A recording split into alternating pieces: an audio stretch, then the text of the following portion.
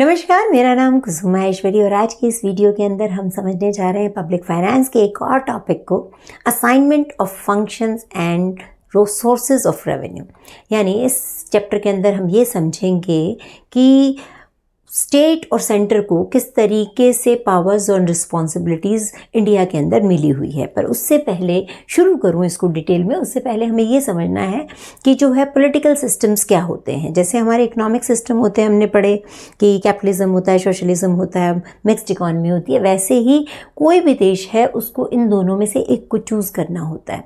वहाँ पर जो पॉलिटिकल ढांचा है, सरकारें किस तरीके से बनी हुई हैं, किस तरीके से काम होते हैं, एडमिनिस्ट्रेटिव ब्रेकअप कैसा है, उसको हमें मतलब जो है जानना होता है। उसके बेसिस पे ये दो कैटेगरीज बनती हैं, एक यूनिटरी सिस्टम है और एक फेडरल सिस्टम है।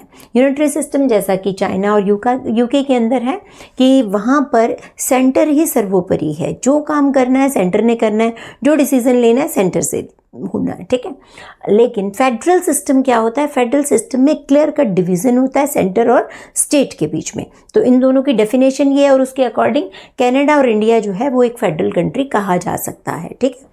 लेकिन इंडिया का फेडरल सिस्टम कितना फेडरल है उसके बारे में हम चर्चा कर लेते हैं। यदि किसी भी किताब में आप ये चैप्टर पढ़ोगे तो पहली लाइन होगी India is a federal country, ठीक है।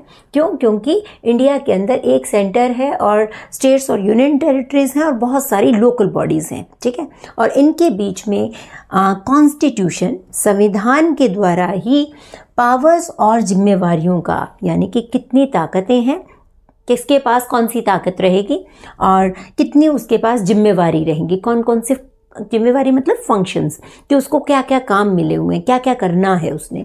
तो उसका एक क्लियर कट डिवीज़न है। ये तीन लिस्टें हैं, central list, state list, concurrent list. ये तीनों लिस्टें जिक्र करेंगे हम आगे, इसको डिटेल में पढ़ेंगे। तो उसमें उसकी रिस्पॉन्सिबिलिटीज़ का भी या फंक्शंस का भी जिक्र किया हुआ है। तो इस लिहाज से हम कह सकते हैं कि इंडिया एक फेडरल कंट्री है, ठीक है। लेकिन यहाँ पर एक यूनिटरी स्पिरिट भी है, क्योंकि इंडिया के बारे में कहा जाता है कि India is a union not federation, ठीक है। जो कॉन्स्टिट्यूशन में लाइन लिखी हुई है वो है कि India is not a federation, it's a union, union of states and centre, ठीक है। तो उसका कारण क्या है? क्योंकि यहाँ पर जो संविधान ने पावर्स और रिस्पॉन्सिबिलिटीज़ दी हैं उसके हिसाब से जो सेंटर है वो आपका उभर के आता है ताकतवर। वो मतलब कॉन्स्टिट्यूशन कंप्लीटली बायस्ड है सेंटर की तरफ, ठीक है। और इसीलिए इसको कह दिया जाता है कि ये पूरी तरह फेडरल नहीं है बल्कि सेमी फेडरल सिस्टम है, क्वाज़ाइल या अर्ध जो है संघीय व्यवस्था है यहाँ पर, ठीक है। तो इसको आगे हम और डिटेल में समझते हैं। तो जैसा कि हमने पढ़ा कि सेंटर और स्टेट के बीच में क्लियर कट डिवीज़न है जो कि कॉन्स्टिट्यूशन ने ही किया है 7th शेड्यूल के अंदर, लिस्ट 1 के अंदर। तो ये 3 लिस्टें बनी हुई हैं। सेंटर लिस्ट में करीब 100 सब्जेक्ट्स हैं। 100 सब्जेक्ट किस तरह के? जो बहुत ही नेशनल इम्पॉर्टेंस की जो चीज़ें हैं, जैसे कि फॉरेन अफेयर्स हैं, हमारे दूसरे देशों के साथ किस तरह से रिश्ते रहेंगे, या हमारा डिफेंस का काम कैसे होगा, या बैंकिंग है, या इंश्योरेंस है, एविएशन है। तो ये सारे जो बहुत ही नेशनल इंपॉर्टेंस के लेवल के सब्जेक्ट हैं वो सारे के सारे सेंटर में रखे। स्टेट लिस्ट में करीब 61 सब्जेक्ट्स हैं और ये वो सारे सब्जेक्ट्स हैं जिनसे कि डायरेक्टली लोग जो हैं, यानी हम जैसे लोग जो हैं अफेक्ट होते हैं। तो उसमें पुलिस आ गया, प्रशासन आ गया, सारा का सारा, एग्रीकल्चर है, इरिगेशन है, तो इस तरह के सब्जेक्ट्स हैं। वहीं कंकरेंट लिस्ट समवर्ती सूची, यानी कि जिस पर सेंटर भी कानून बना सकता है और स्टेट भी कानून बना सकता है, दोनों कानून बना सकते हैं। देखो, इन पे सिर्फ काम किसने डिसीजन लेना है? पार्लियामेंट ने लेना है। कानून किसने बनाना है? पार्लियामेंट ने, संसद ने। और यहाँ पर विधान पालिका या लेजिस्लेचर जो है वो देखेगी इन सब्जेक्ट्स को। लेकिन इन पर जो है चाहे सेंटर देख ले चाहे स्टेट देख ले, दोनों काम कर सकते हैं। तो चौथी चीज़ जो है, यदि कोई ऐसा सब्जेक्ट आ जाता है जो कि इन तीनों ही लिस्टों के अंदर नहीं है, तो उसको हम रेजिड्यूल जो है सब्जेक्ट कहेंगे। तो उस पर जो पावर है वो सेंटर की ही रहेगी। तो अब आप इसके बेसिस पे क्या अंदाज़ा लगाएंगे कि ये दो चीज़ें जो हैं, ये दो चीज़ें सेंटर को बहुत पावरफुल बना देती हैं।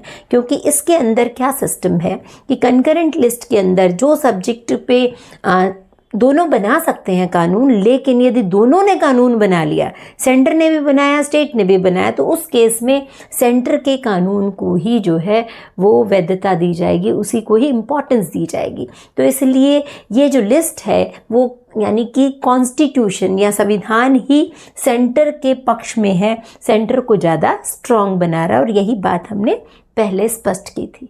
जैसे हमने फंक्शंस का बंटवारा देखा, वैसे ही जो कॉन्स्टिट्यूशन है वो उन फंक्शंस को अकम्प्लिश करने के लिए, उन कामों को करने के लिए जो पैसे हैं, जो रिसोर्सेज हैं, उनका भी बंटवारा उन्होंने क्लियर कट किया हुआ है। 7th शेड्यूल के अंदर लिस्ट 1 के अंदर वो सारे टैक्सेस हैं जो कि सेंटर ने लगाने हैं, वो सारे टैक्सेस जो स्टेट ने लगाने हैं उनको लिस्ट 2 के अंदर एनलिस्ट किया गया है, और जो लिस्ट 1 और लिस्ट 2 दोनों के अंदर नहीं आता वो डायरेक्टली कहाँ जाएगा, सेंटर के पास जाएगा। तो यहाँ से अरेंजमेंट से आपको अंदाज़ा हो गया होगा कि सेंटर के पास यहाँ पर भी पावर ज़्यादा है।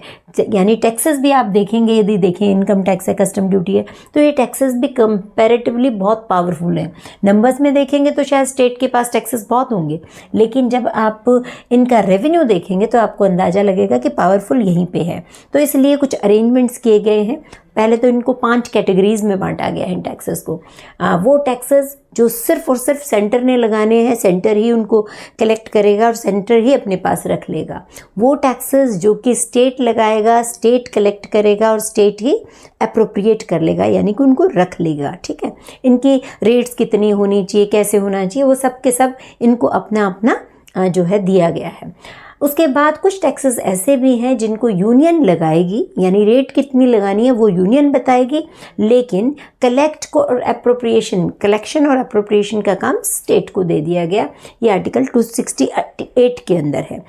आर्टिकल 269 के अंदर जो है वो टैक्सेस हैं जो लगाने भी सेंटर ने हैं, इकट्ठे भी सेंटर ने करने हैं, लेकिन जो पैसा आएगा वो स्टेट के खाते में चला जाएगा। और उसके अलावा कुछ टैक्सेस ऐसे हैं जो लगाएगा, कलेक्ट करेगा सेंटर, और बाद में दोनों में शेयरिंग हो जाएगी।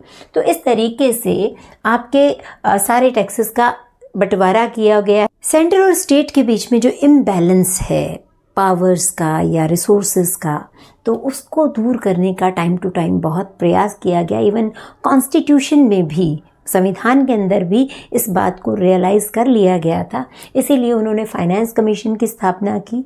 ठीक, और उस फाइनेंस कमीशन को ये कहा गया कि एक तो सेंट्रल टैक्सेस में से जो है वो बनता हक जो है वो स्टेट्स को ट्रांसफ़र करे कि किसको कितना करना है या किस बेसिस पे करना है, तो वो फाइनेंस कमीशन बताता है। उसके अलावा भी कुछ ग्रांट्स भी जो है उनको उनके थ्रू जो है वो दिलवाई जाती है। वो बताते हैं कि कितनी ग्रांट कौन से वाले स्टेट को देनी है, किस बेसिस पे देनी है, तो उसको वैधानिक ट्रांसफ़र्स कहते हैं, ग्रांट से नीड या अनुदान कहते हैं। तो वो सेंटर से स्टेट की तरफ जाता है ताकि कुछ इम्बैलेंस कम हो। उसके अलावा प्लानिंग कमीशन बहुत टाइम तक 1951 से लेके और 2014 तक जो है काफ़ी ग्रांट्स जो है वो स्टेट्स को जाती रही हैं प्लानिंग कमीशन योजना आयोग के थ्रू। उसके अलावा सेंट्रली स्पॉन्सर्ड स्कीम्स बहुत सारी चलती हैं, जो सेंटर बहुत तरह की स्कीम्स चलाता है जिसका लाभ जो है वो स्टेट्स को उठा सकते हैं, बड़ी इजीली उठाते हैं। और यदि फिर भी स्टेट्स को जो प्रॉब्लम रहती है तो वो बोरो भी कर सकते हैं, सब्सिडाइज्ड रेट्स पर, कम रेट्स पर सेंटर से बोरो कर सकते हैं, उधार ले सकते हैं।